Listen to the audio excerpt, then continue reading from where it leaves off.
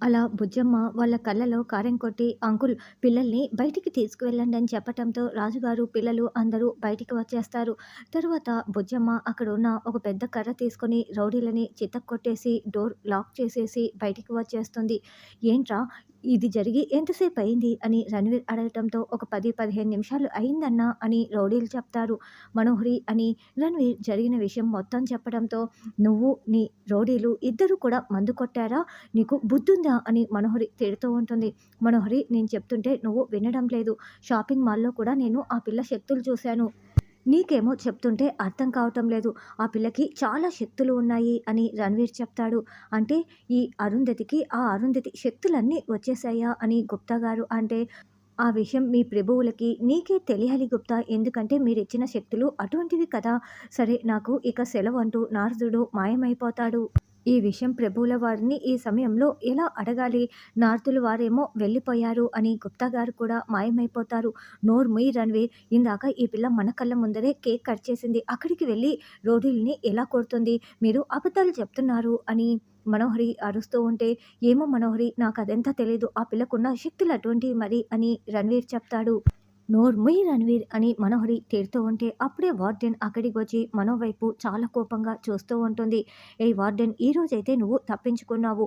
ఏదో ఒక రోజు నువ్వు అమర్‌కి నిజం చెప్పే తీరాలి. నేను మళ్ళీ ప్లాన్ చేస్తాను.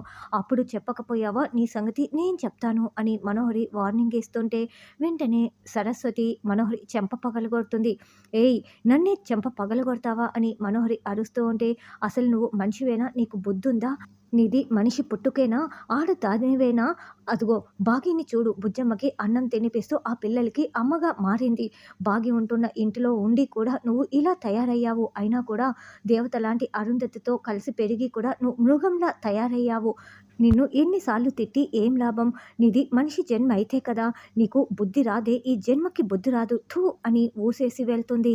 మనోహరి కోపంగా చూస్తూ ఉంటుంది. తర్వాత బాగి బుజ్జమ్మకి అన్నం తినిపిస్తూ ఉంటే, "ఏంటమ్మా నా వైపు అలాగే చూస్తున్నావు? ఏమైంది?" అని బుజ్జమ్మ అడగటంతో, "చూడు బుజ్జమ్మ, ఈ మధ్య నువ్వు నా దగ్గర విషయాలన్నీ కూడా దాస్తున్నావు. నువ్వు పెద్దదానివైపోయావు కదా! అందుకే నాకేం చెప్పట్లేదు కదా" అని బాగి అంటే, "ఎందుకమ్మా అలా మాట్లాడుతున్నావు? నేనేం దాచాను?" అని బుజ్జమ్మ అడుగుతూ ఉంటుంది. అప్పుడే రాథోడ్ అక్కడికి వస్తాడు. "చూడు మీ నాన్న ఎవరో నీకు తెలిసిపోయింది కదా! తెలిసి కూడా నువ్వు నా దగ్గర దాచిపెట్టావు కదా! నువ్వు అబద్ధం చెప్పకూడదు. నువ్వు అబద్ధం చెప్పావంటే నా మీద ఒట్టే" అని బాగి అంటే, "ఒట్టు గిట్టు లాంటిది ఏమీ అవసరం లేదమ్మా. నాన్నెవరో నాకు నిజం తెలిసిపోయిందమ్మా. అమర్ సారే మా నాన్న అని నాకు నిజం తెలిసిపోయిందమ్మా" అని బుజ్జమ్మ అంటే, "నువ్వు గెస్ చేసిందే నిజమైంది మిస్సమ్మ.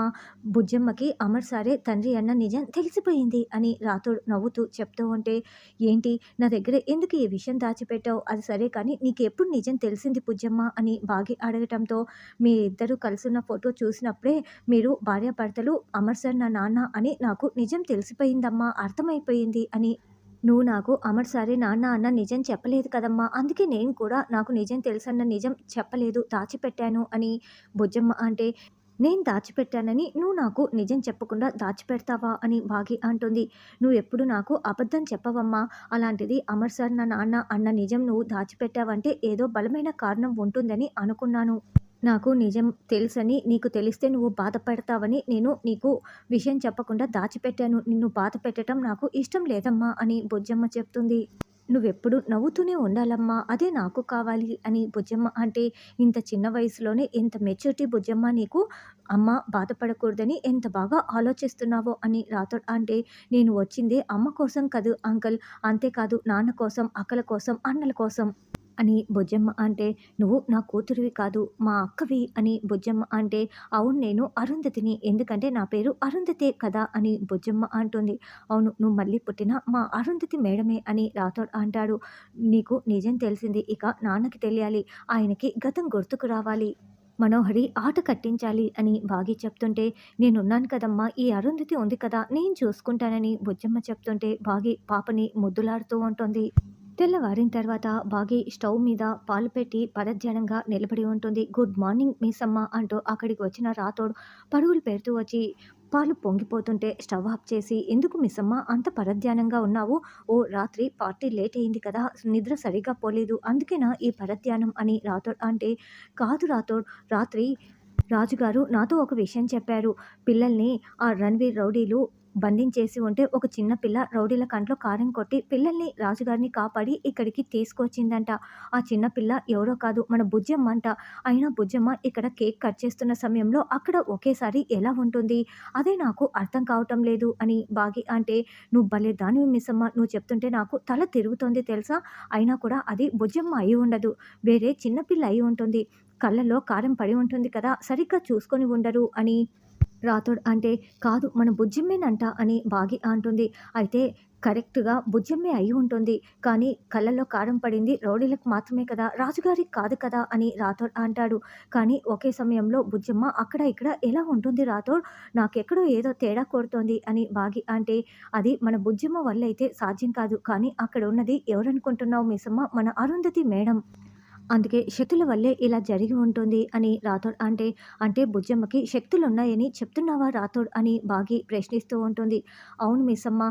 అరుంధతి మేడంకి ఉన్న శక్తులే బుజ్జమ్మకి ఉండి ఉండొచ్చు. బుజ్జమ్మ పుట్టినప్పుడు ఏం జరిగిందో ఒకసారి నువ్వే గుర్తు చేసుకో" అని రాథోడ్ చెప్తాడు. అప్పుడు చనిపోయిన బిడ్డ మళ్ళీ ప్రాణాలతో వచ్చింది. అంటే అరుంధతి మేడమే కదా! కాబట్టి అరుంధతి మేడంకి ఉన్న శక్తులన్నీ ఇప్పుడు బుజ్జమ్మకి ఉన్నాయి అని రాథోడ్ చెప్తే, మరి 5 ఏండ్లుగా లేని శక్తులు ఇప్పుడు ఎలా వచ్చాయని బాగి అంటుంది. లేదు మిస్సమ్మ, ఖచ్చితంగా అరుంధతి మేడంకి ఉన్న శక్తులన్నీ ఇప్పుడు బుజ్జమ్మకి వచ్చాయి. ఎందుకంటే అప్పట్లో మిమ్మల్ని సార్‌ని కలపటం కోసం అరుంధతి మేడం చాలా ప్రయత్నించారు. ఆత్మగా కూడా తిరిగారు. నీకు కూడా ఆ విషయాలన్నీ గుర్తు ఉండే ఉంటాయి కదా! అని రాథోడ్ అంటాడు. ఇప్పుడు సార్‌ని మిమ్మల్ని కలపటం కోసం అరుంధతి మేడమే బుజ్జమ్మలో ఇదంతా చేయిస్తోంది అని రాథోడ్ అంటే, "అంటే అక్క మళ్ళీ బుజ్జమ్మలోకి వచ్చిందా" అని బాగి అంటుంది. "కాదు మిస్సమ్మ. అరుంధతి మేడమే బుజ్జమ్మగా పుట్టింది. బుజ్జమ్మే అరుంధతి మేడం. అరుంధతి మేడమే బుజ్జమ్మ" అని రాథోడ్ చెప్తాడు. దాంతో బాగి చాలా సంతోషంగా నవ్వుతూ ఉంటుంది. రణ్వీర్, మనోహరి, చెంబా ముగ్గురు రోడ్డుపై సైడ్‌కి నిల్చొని మాట్లాడుకుంటూ ఉంటారు. "అవును. బుజ్జమ్మే అరుంధతి. అరుంధతియే బుజ్జమ్మ.